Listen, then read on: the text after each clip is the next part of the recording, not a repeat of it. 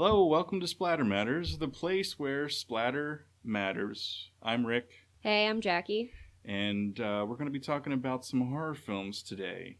And Jackie, what movies are we going to be talking about? Well, it's actually really funny. Rick and I are going to kind of switch it up from our first two episodes. I chose a movie for him to watch, and he chose a movie for me to watch. And we didn't even do this on purpose, but both films are based on punk rockers. Yeah, they got some punk rock to Yeah. them. Definitely. Mine's definitely older because I'm old school.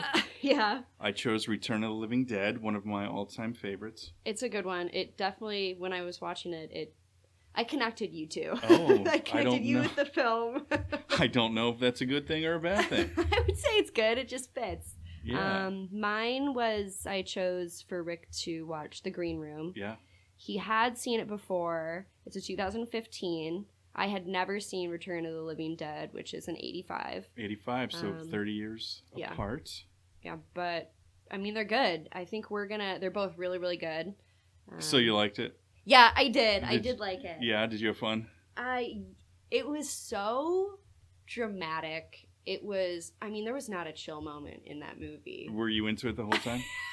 Man, I mean, with the punk rockers named Trash and Suicide, and oh yeah, the man Frank, just basically the entire. I would have loved to play his character. He just went around, oh no. Yeah, it was just so over. It was funny. It was funny. Yeah, it's a bit over the top.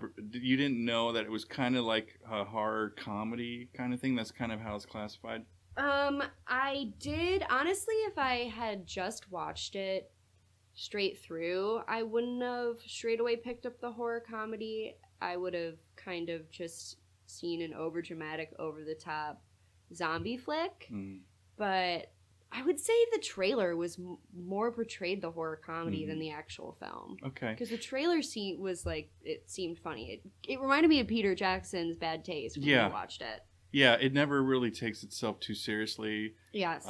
It's kind of over the top, but I never really I classify it myself as a horror flick. I don't really call it a comedy. It's definitely more horror, I would say. I agree. In my opinion. But I agree. It has some funny moments to it, and the whole situation is just kind of over the top.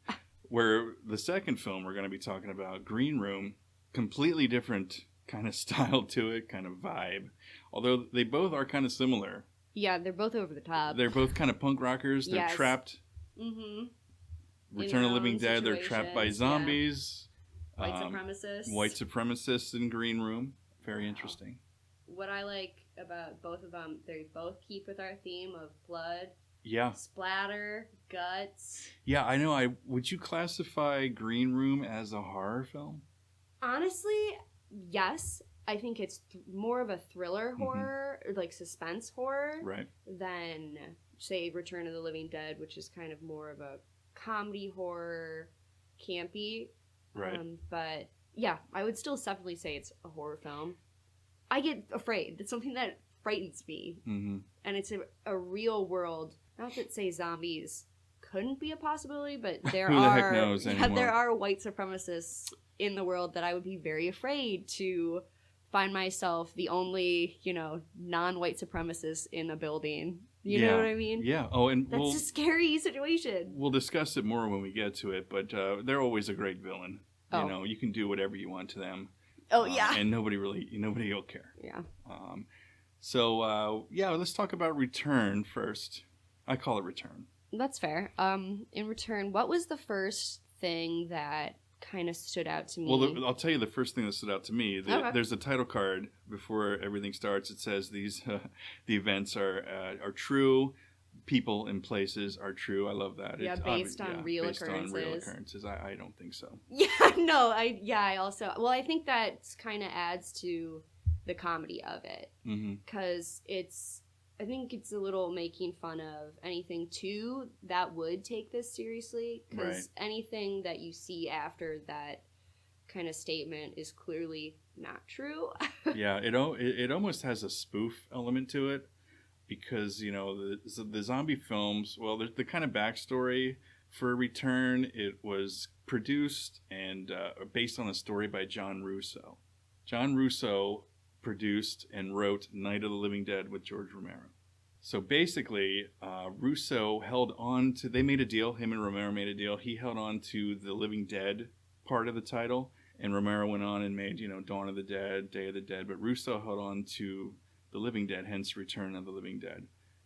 Interesting, because even in the movie, they have a reference to the movie That's right. Living Dead, Mm-hmm. or Night of the Living Dead. Yeah. Which, that's interesting what you say about the directors and taking the names in the story, because it does make an homage to Night of the Living Dead. Yeah. Which I originally thought was our movie. You did. You did. I had to call you, make sure you watched the right one. A lot of Living Dead titles out there. Yeah. Yeah, okay, so it starts as based on a real story about a chemical spill in a morgue. How they describe it causes the corpses in the morgue to start moving around. They're contaminated. So the army is shipped in and is there to deal with the situation. Yeah, and it gets shipped to the UNITA Medical Supply Company by mistake. By mistake, where we start our movie. Yeah. And we hear a punk rocker named Freddie getting his first day on the job in this medical plant warehouse. He's kind of looks like the brains, the movers. And you get introduced to, I wouldn't say he's my favorite character, but he kind of is my favorite character. Frank. Oh, he's the best. The over emotional. Yeah, he's fantastic. Screaming all over the place, but seems like kind of the day manager of the plant. And he is telling Freddie about this contamination and how they accidentally got shipped these contaminated containers of corpses that were reanimated. And because, the Army, it's a shipment mistake. Army makes mistakes all the time. Classic Army. And I thought it's really funny because before they go up to these containers, and right on the side of the containers it says, goes like, property of the Army. In case of emergency, call this number. Mm-hmm. And it's a 1-800 number. Yeah, it's a 1-800 number. And I think that's just so funny for something that would be, you'd think they'd want to keep it not as alerting as property of Army. Mm-hmm. Call this number. Right. Well, it starts too with I don't know if he's a general or something. They're still searching for the missing canisters. Yeah. And and he says it's just going to be an ongoing thing until they find it, and they're not sure when they're ever going to find them. Right. But we find in Louisville, Kentucky, that these containers are a thing. They are real. And they're not made very well either. No, they're not. No. So, I mean, the inevitable happens, and two just simple everyday workers end up opening one of these containers up, and they get contaminated. Oh, yeah. And it starts, one of my favorite opening sequences in a movie of all time. I love the theme song. It's Time to Party? Well, no, like the opening with the Return of the Living Dead title. It's like dun dun dun dun dun dun dun dun. I love it. The entire soundtrack of this movie is really, really cool. It's really, really cool. Yeah, it's like kind of weird 80s punk. Yeah. Going on with it. The song that I was referring to is I think it could be kind of thought as the theme song to the movie. I know which one. Yeah, 45 Graves. Do you want to party? Yeah. It plays when you see all of the punks getting introduced in a convertible. Oh, I'm sorry. I thought you were talking about when the skeleton kind of rose out of the grave. Never mind. No, I'm sure it plays multiple times because you're right. Am I wrong or? I don't remember. You mean the beginning when we meet the punks? Yeah. I don't remember. I really don't. It's okay. And that's my fault. You're right. No, it's okay. I was thinking you were talking about when the zombies came to life. They do, which is cool because that happens again because when they come back to life in the graveyard, it's a reference to when the punks are in the graveyard just trying to party. Gotcha. Because that's why they're introduced in the car. And it's Suicide's car because it's convertible, and on the front is written Suicide. Yeah. And he's also one of my favorite characters because he goes, "This isn't just a look, man. This is a lifestyle. Yeah. I'm all about this." Yeah, I think he's supposed to be a skinhead. Really? Yeah.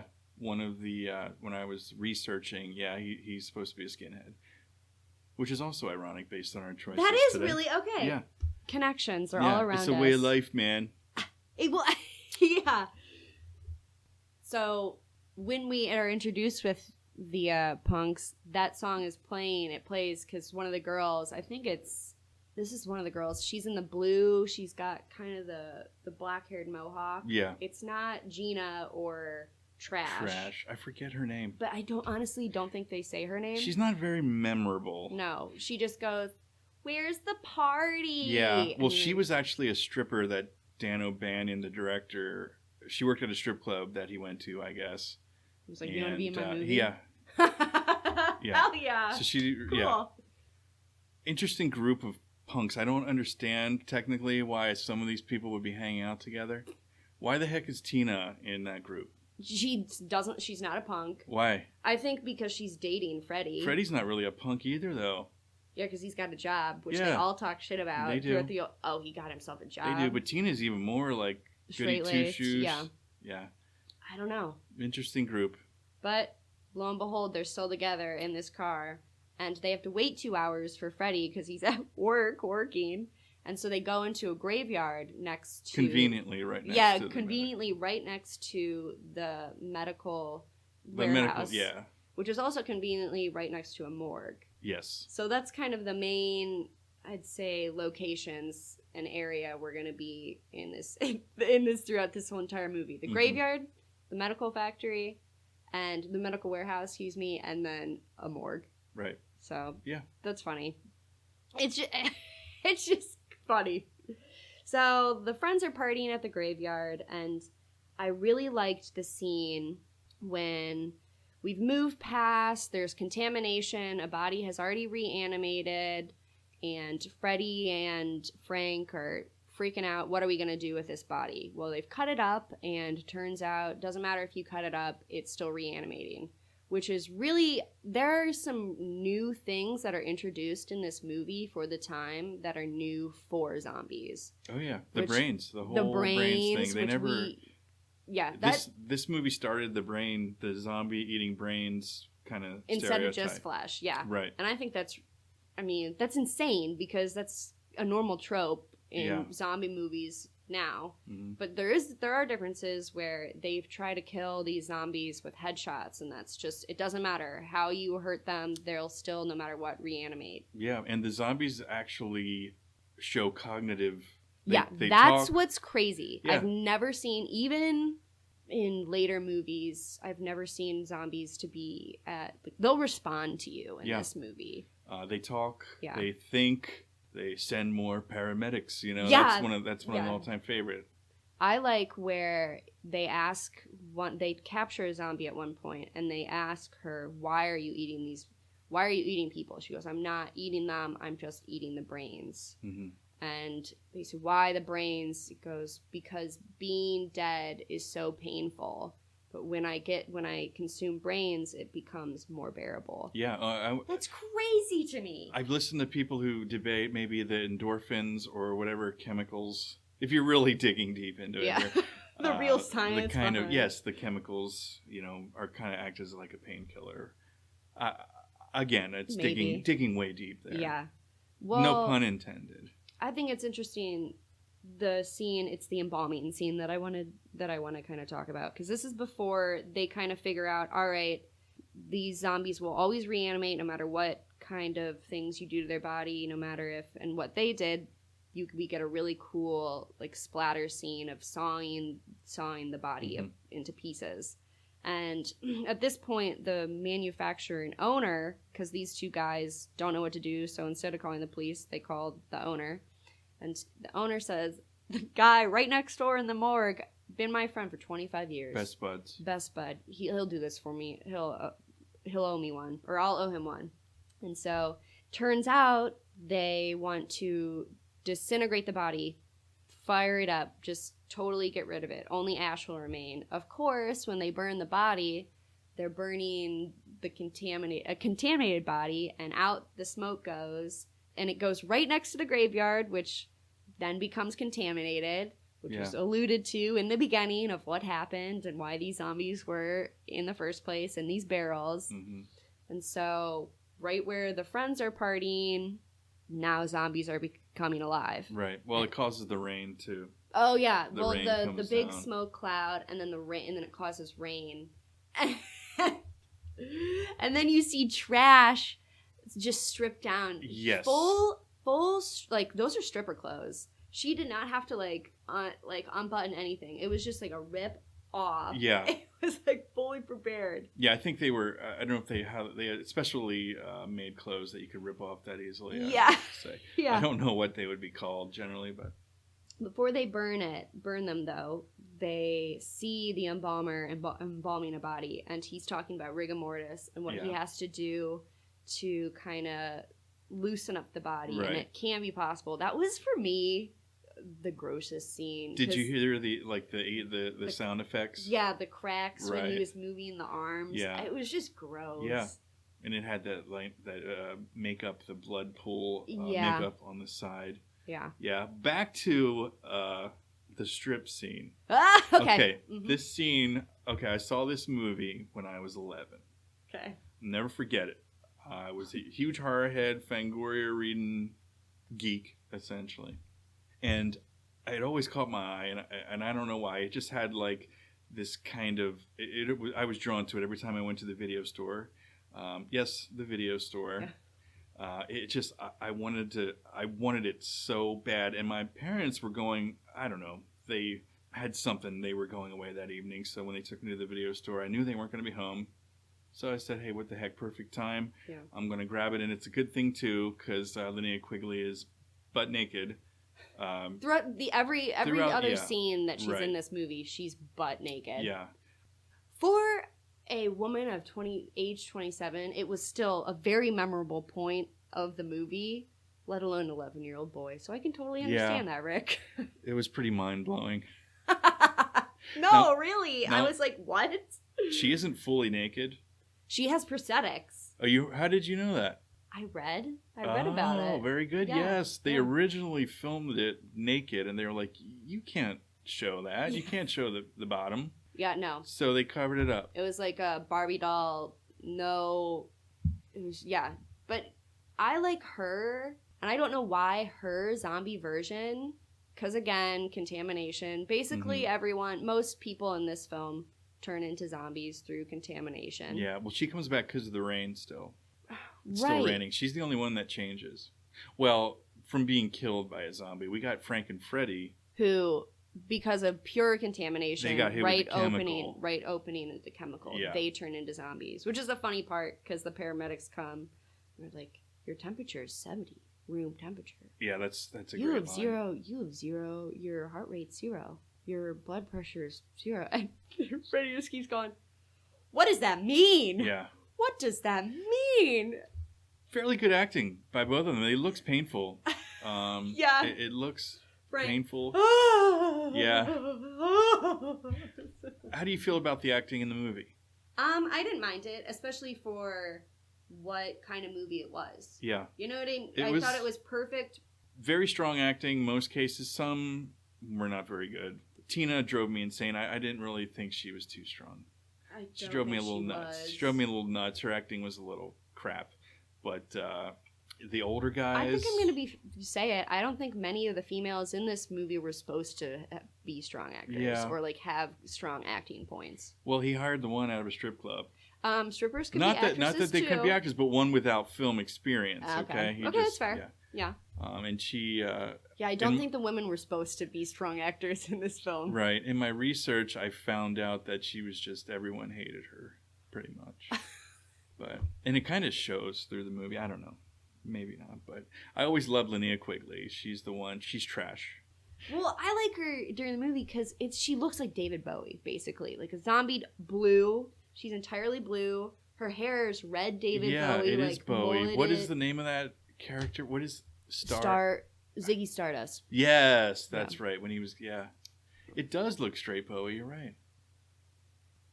Oh, yeah. We were talking about.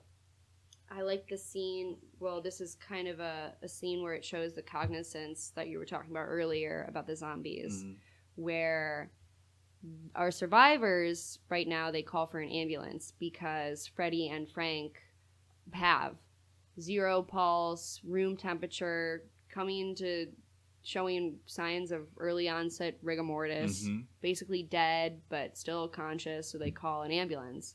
Well, of course, the zombies take the ambulance, but there's a scene where they call on the walkie-talkie and they call for backup. They say, we need backup. We need more ambulance.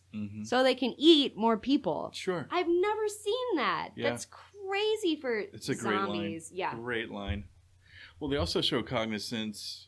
Is that the right word? Am I saying the right word? Cognizance?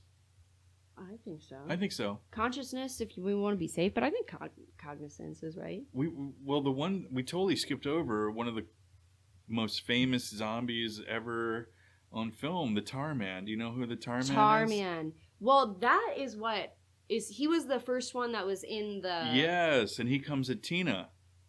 Yes. Yes. Yes. And he uses like a pulley mechanism when she's hiding in the metal cabinet. Yes. And he puts the chain around the door and he's pulling the door off the hinges. He started oozing. He's the one who started oozing and kind of melting. Yeah, right he was when kind of disintegrating. Yeah. That prosthetic reminded me of Peter Jackson's Bad Taste prosthetics. I mean, Peter Jackson's were bigger headed, but like the sunken in eyes, the mouth. The face did kind of resemble it really did. And even the stature of the actor zombie. Well, he was played by a puppeteer actor, but he was also a contortionist. So he moved his body. I mean, he did a fantastic job. He, moving, like his limbs weren't quite. They were fast, man. Those zombies were fast. I like fast zombies. I'm a fast zombie guy. Well, I mean, I love the Dawn of the Dead, Day of the Dead. I love that stuff. Not a big Walking Dead fan because I think it sucks. Why? I was going to ask. Is it the slow-moving zombies? Is it because it focuses a lot now on people? Because I'm old. You're that old. And I watched Return of the Living Dead at age 11. And that kind of defined the zombie genre in my eyes. Walking Dead, it's got some really great stuff. I mean, it's, I don't know, producer, executive, I don't know anymore, but Greg Nicotero, wonderful special effects artist, K&B Effects, Tom Savini's protege. Great stuff. The effects are fantastic. The show, it got on my nerves.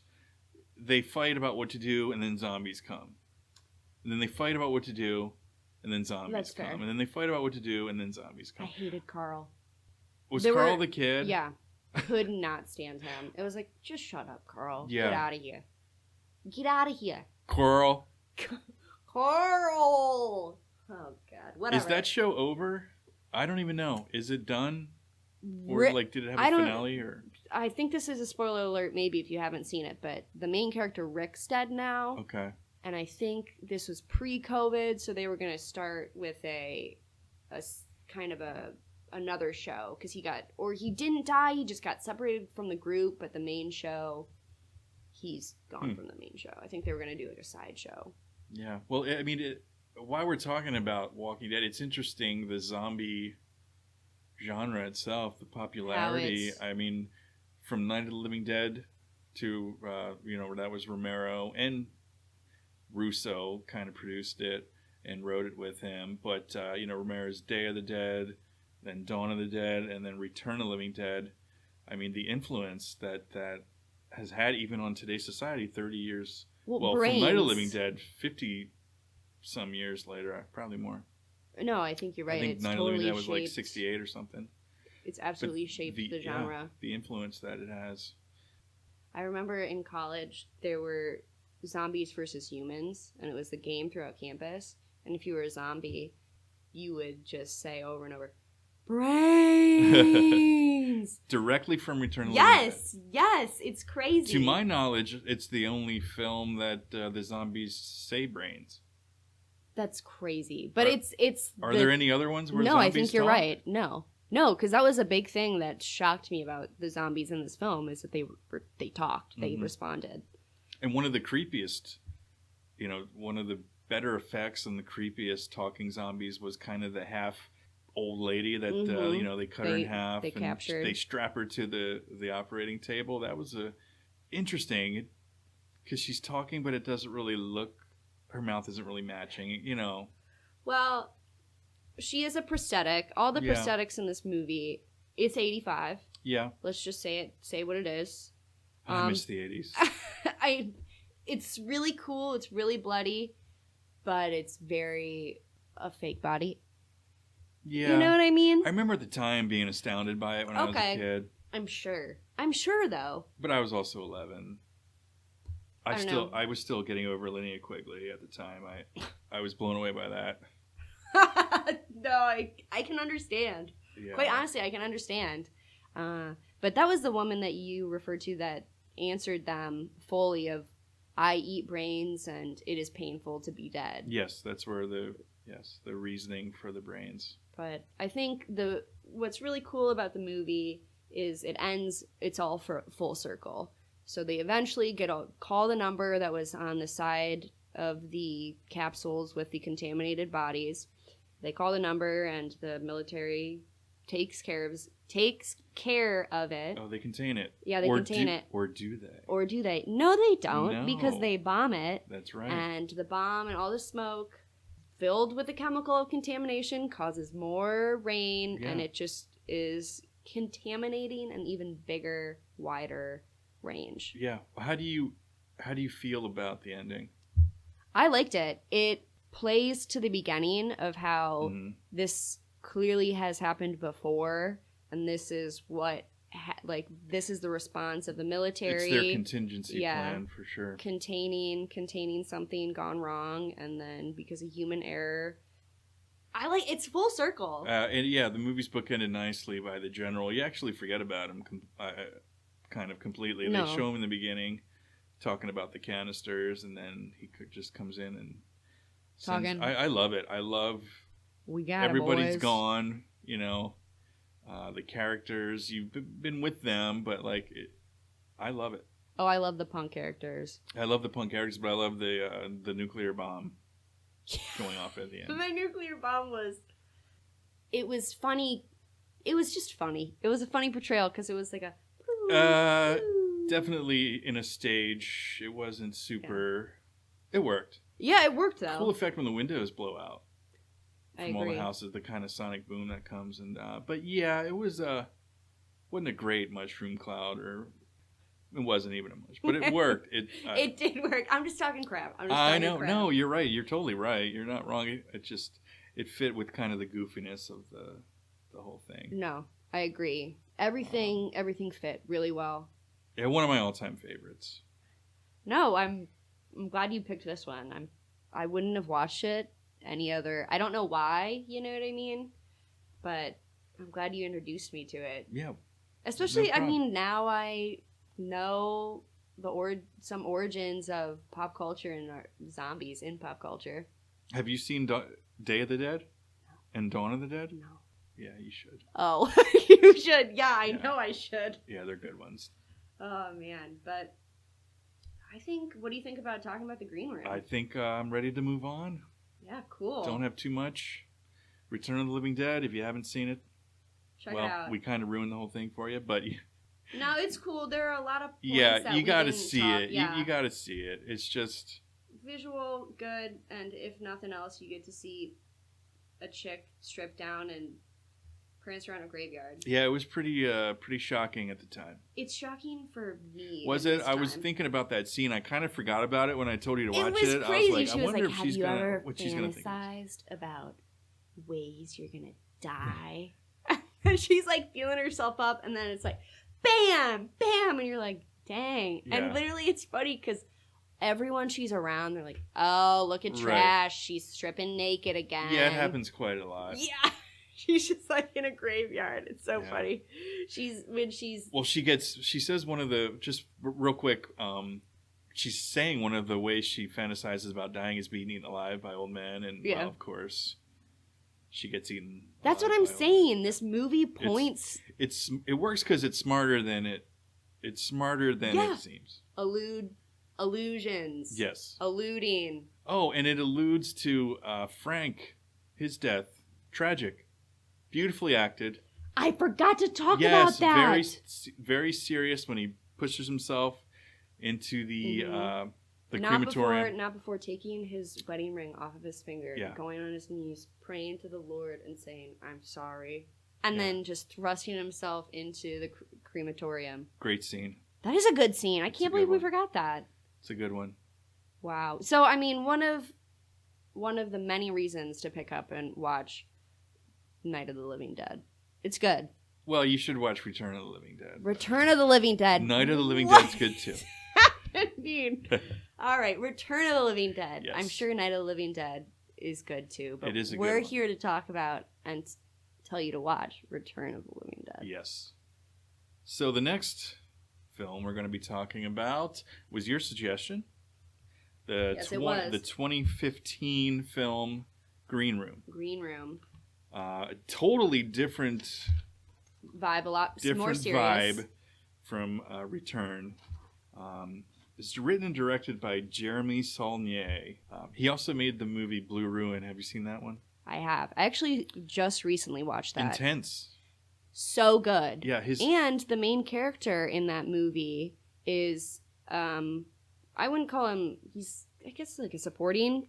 he's up there in Green Room. Yeah, he is. He's one of the main. One of the main. And I didn't know he made Blue Ruin, but I connected it because I was like, oh my god, I've just seen a horror kind of movie with this guy in it. Yeah, he was also in. Evidently, they were friends in school Okay. and everything. And the guy can really act, in my opinion. He was phenomenal in Blue Ruin. Yeah. That was, a very intense. I think it's kind of same intensity level as, I would say, Green Room. His films are intense, and they have a kind of a realism to them that Well, they're real very horror. realistic. Real horror. Kind of like I watch one of his movies, and I'm like, oh yeah, I would do that. Or it's not like some idiot running and Opening up a random container with a corpse in it. right. It's his films they're kind of grounded in reality. Well, that's what I'm saying. I think it's more realistic for me. At night, I'm going to toss and turn and be afraid of someone murdering my father and the revenge I might want from that, Mhm. like in Blue Ruin, or me being in a place surrounded just by bad people who represent bad things, like in Green Room, the white supremacy in this band's Other than me, I'm going to be kept up at night by those much more real horrors in Mhm. this world than something that's make-believe, like reanimated conscious beings Right. that eat brains. I'm still not sure. I really wouldn't classify Blue Ruin or this as a horror film. Really? That's interesting. I really wouldn't. It has horrific elements. Great practical effects work Yes. as well. I thought this was gory. I thought this one It was was. pretty gory. It was. So why do you think that should not be categorized as Green Room shouldn't be categorized as a horror? Well, like you said, it's more of a to me it's more of a suspense. I don't know. I'm on the fence. I think it's for sure suspense. I think it's but a suspense / horror, I think so too. something like that. Because there's definitely, it's very similar to Return of the Living Dead. You got these punks trapped, surrounded. Yeah. They're trying to get out, Yeah. and they can't. So it starts with a band. They are on their last leg of their tour. They're struggling. Yeah, struggling. So when I say band, it's like you and your friends decide to pull together. You probably are paying to show your band at some venues, let alone if you get any money going to any gigs. So we find our, I guess, protagonists in their van. They don't barely have any money for gas. They need to go to this gig, and they get what they think is a paying gig and a radio interview. Mm-hmm. And it turns out that that's a bust because the interviewer got his permits taken away for some like vomit and yeah. fecal matter at Yeah. the show. Something there's a reference. Yeah. So to repay the band, because they're like, that gives us, at the end of this, we have $6 each. Mhm. We barely have enough gas to make it to DC. I believe they're going Right. home. And so he goes, well, let me call my cousin. He'll be able to get you a gig, a paying gig, $350. We're like, all right, dude. So they go in the middle of bumfuck nowhere. Yeah. Excuse Well, my math. it's in out west. Is it Oregon or Yeah, Washington? Oregon. Is Well, it- because he mentions Portland. Okay. Because you're going to go out, like, Yeah. more towards Portland Okay. area. And honestly, Oregon's, if you're not in Portland, like, you're not really anywhere. Yeah. It looks It's cool. scary. You been there before? In Oregon, I've got family there. Oh, wow. But, I mean, just the movie portrayal, you're in the middle of nowhere. Yeah. And then you're surrounded by you go to this venue, and you slowly start to realize that, Do these places exist? I'm sure they probably do. Yes, right? they do, Rick. I've never been into the punk scene. I didn't know there was still I would call it underground. Oh, It's for kinda sure. underground. DIY house shows. Kind of underground, yeah. For sure. But I'm saying white supremacy, like, Yeah. punk in the middle of nowhere. I'm just here for $350 because I need to make it home. Yeah. Turns out, I guess it seems like Patrick Stewart. We'll just get into him. He's wonderful in this.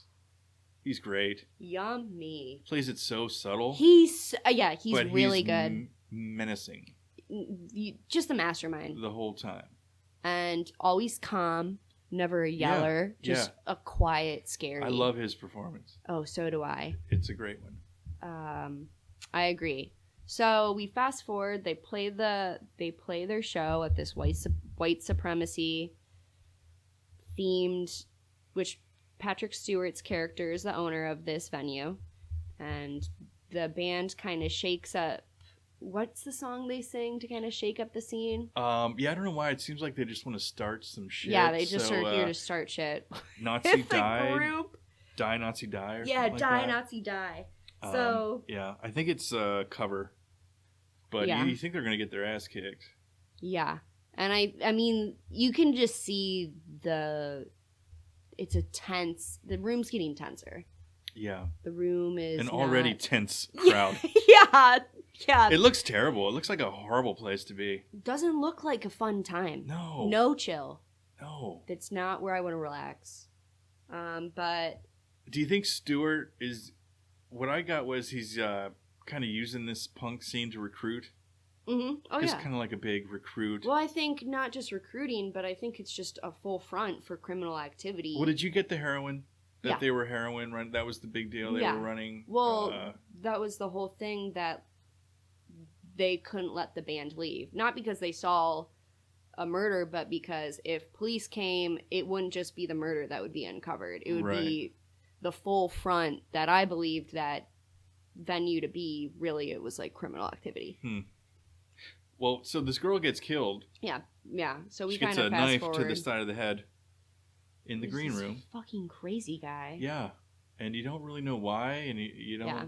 But the band sees it, and because they Yeah. see this, kind of the manager, it seems like bartender manager, also main character in Blue Ruin, he sticks them in a room with a big buff guy and a gun and says, "All right, we're calling the cops. You guys just can't leave," and locks them in. Yeah.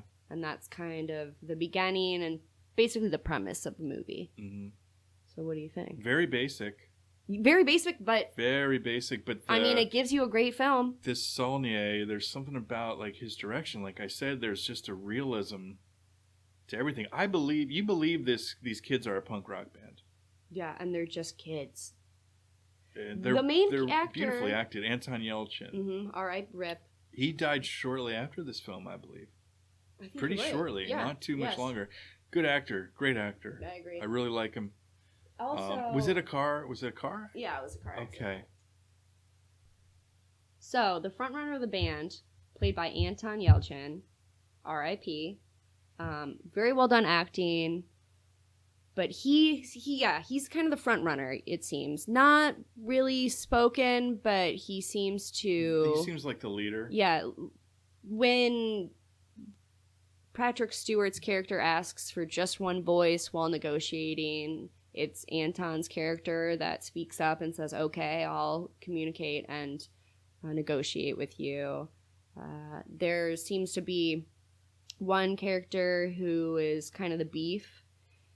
I don't know his name in the movie, but he plays John Shelby in Peaky Blinders. Yeah, he's kind of the knucklehead. Yeah, he's the brawn. And they already establish prior to that he has jujitsu experience. When when the first guy who they lost the show. Yeah. For some reason. Oh no, they played it looked like a diner. They had a show where they played at the diner and they get out of there and he slams the guy against the wall and they establish that he has jiu-jitsu experience. Yeah. Which comes in handy. It does when he has to go against this huge dude. Don't you hate that guy? Yeah, he's such a jagoff. Yeah, no. I hate that character. Well, also a girl is stuck in this room with them She witnessed it too. Yeah, she witnessed it too, but she was there from the beginning of the altercation. Yeah. It was a group of 3, 2 girls or 4. I think it was just those 2 girls. No, yeah, it was just the 2 girls and then the guy who killed the one girl. They both had that skinhead girl haircut thing going on. Yeah, and you find out... Buzz cut up top with like long strands coming down her... Dude, it's crazy. I was trying to figure out if she was wearing a wig. Do you think that was a wig? Honestly? I think it was. It's very London-esque. Like London punk. Mm-hmm. I mean, I think it looks good. You like it? For her character. Oh, right. Yes. Not every day, you know what I mean? But like, for her and her style that she was trying to portray, yeah, I liked it. Yeah. But, so we got this problem. The owners aren't getting the cops involved, and this band is not leaving this room because they eventually subdue their big watch guy. The big oaf. Yeah, the big oaf. And they're not backing down. They're not going to leave the room until the police open the door. They're not going to open the door until police open the door. Yeah. And he has a big old handgun on them. Mm-hmm. And I like how they subdue him. Jiu-jitsu guy. I'm not too sure of his name. Never mind. I didn't take note of it, but he does he gets him in an armbar, like a UFC armbar hold, and he ends up after some time he ends up breaking his arm. Yeah. Well, that would have been the first thing I would have done. Yeah. I'm not gonna leave. That guy's big. But it poses some real interesting questions. Like, yeah, there are 6 of us, but you're in a room. He's got a huge handgun pointing right at you. Like, what do you do? Well, I like the part where it is really suspenseful, and it's when Anton Yelchin had called 911 when he's running out of the green room. Yeah. Once he first discovers the murder, so there was a call out to the police. See, that's why I like Jeremy Saulnier's films. It's always it makes sense what people do in them, because what did they come up with? He pays those 2 kids $600 to stab the one kid. Yeah, he goes, we need some true believers. And these kids are won't be the first time. And they're twins. Yeah. And they're twin brothers. But that's a good way to get out of it. So someone reported a stabbing. Yeah. So they have someone stab themselves. So that's the stabbing you're looking for. Yeah, that's the real stabbing and death is being hidden in a basement with 6 punk rock kids who are also locked in this green room. Yeah. But that's why this kid's films, they make logical sense. Yeah. Blue Ruin, this one, it just... What were some of your favorite scenes? The dogs. That was brutal. Yeah. I mean... I was hoping the dogs would get shot up a little bit more, though. And normally I don't like when dogs get killed in movies, but these dogs deserved it. They were... brutal killers. They were vicious. They ate the one kid's throat out. Yeah. Good practical effects. They were a big menace throughout the entire... that was a main brawn that the white supremacist bad guy used. Yeah. And the handler. Very realistic. German. When he made these commands, it was in German. All in German, yeah. Which I know... police dogs or dogs that are used for, I guess for lack of better words, violence, you use these commands in a different language so it doesn't cross over in your day-to-day. Oh, is that what it... Yeah. That makes sense. So just in case you say attack, your dog doesn't attack, you have to actually use, I don't know, the German version of attack or whatever language you want to use. Oh, that's cool. Yeah. More you know. Again, realism. Yeah, no, it's cool. It's cool, but I I was sad when the owner died. I mean, I wasn't sad when the owner died, but when the dogs were just he was like wounded. buying. The dog was wounded. Oh, man. Yeah, and then he crawled up next to his owner at the end. Yeah. That was cool. I thought that was cool. What you say is totally correct. Just very realistic. That's a great way to explain this movie. And honestly, that's why I think that's why I would think this is horror. Because the realer something is to me that could actually happen in this real world, the more terror I get from it. It is. It's more horrific.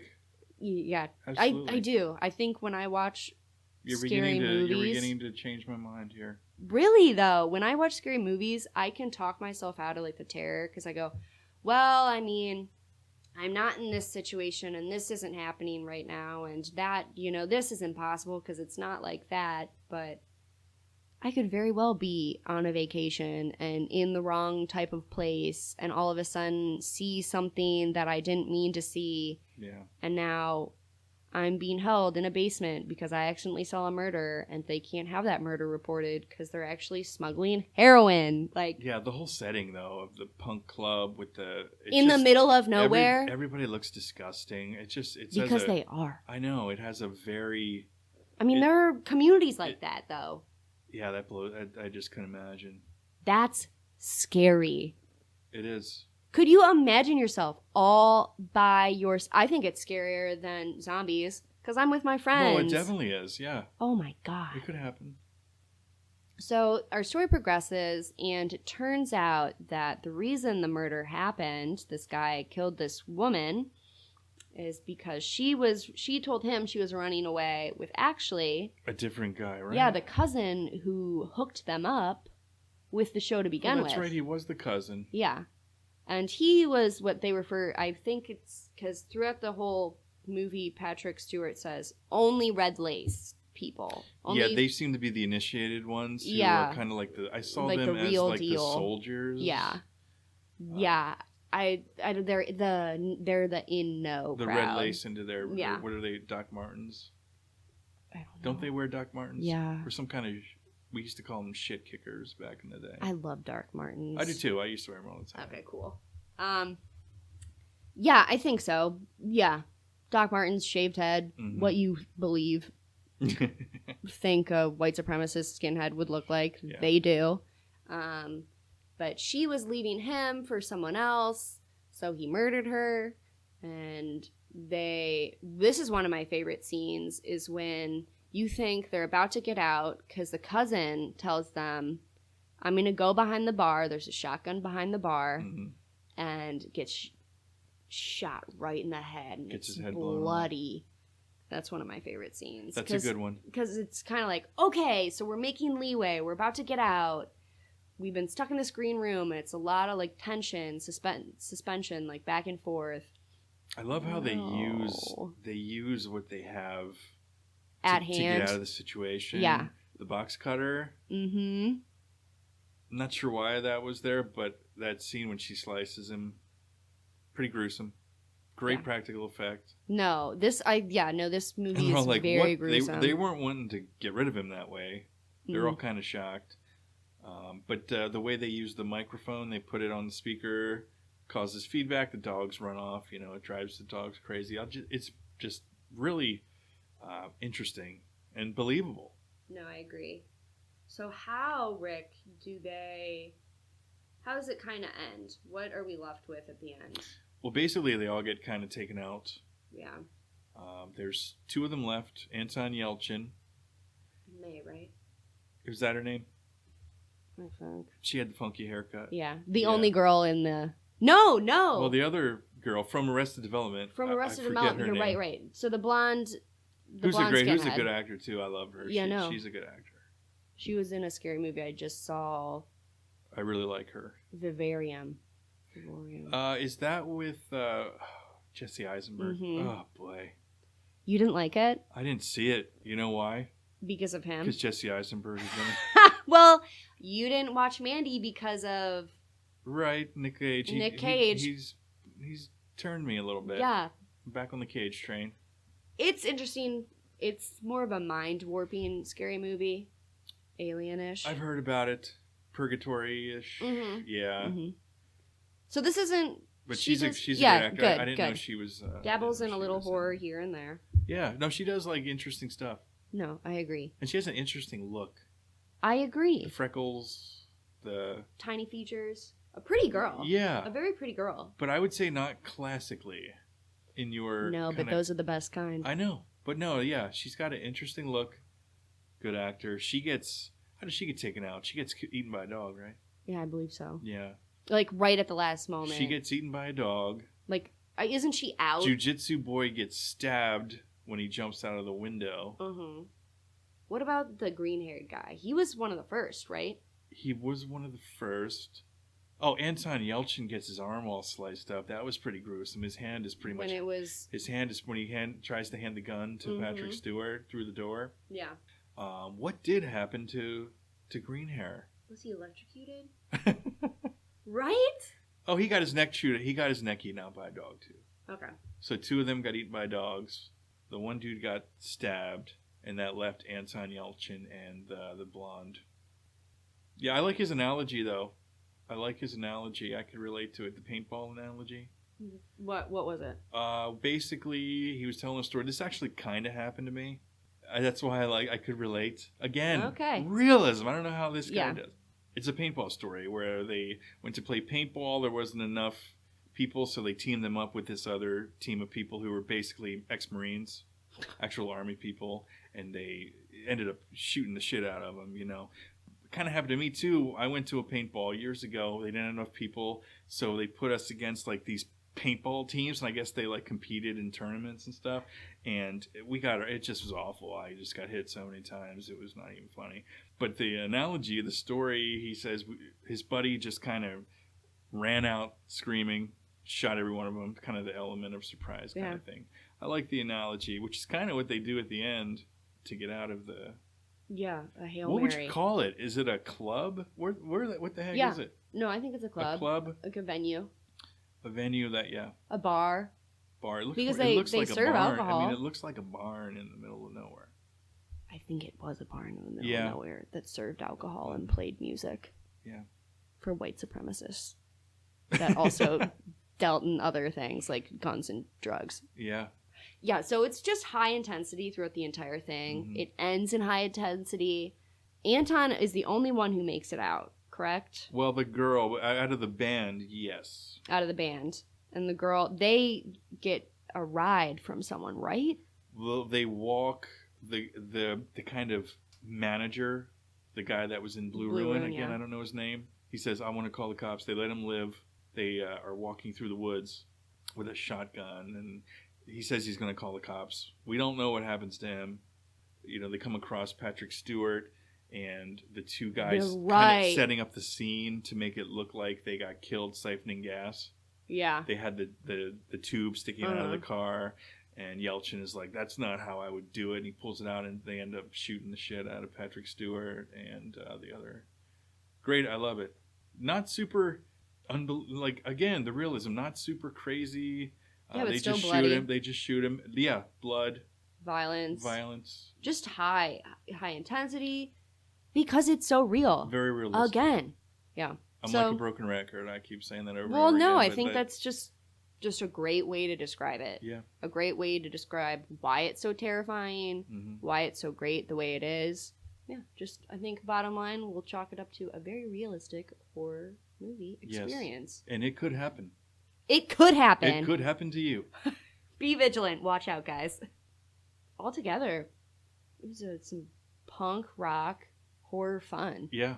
It was cool. Again, ironic. We didn't even think of it. No, we didn't plan it at when all. we made our suggestions, and I find it really ironic. Yeah, no, so do I. Because I've been wanting to talk about Return for a long time. Cool. I've been thinking about Green Room myself. Yeah, and I'm glad we got the chance. Yeah, awesome to be here, And Rick. thank you for listening. Yeah, thanks, guys. It's been a while, but we're back. We're back. Hopefully recording more soon. And, yeah. Thanks for listening. Thanks.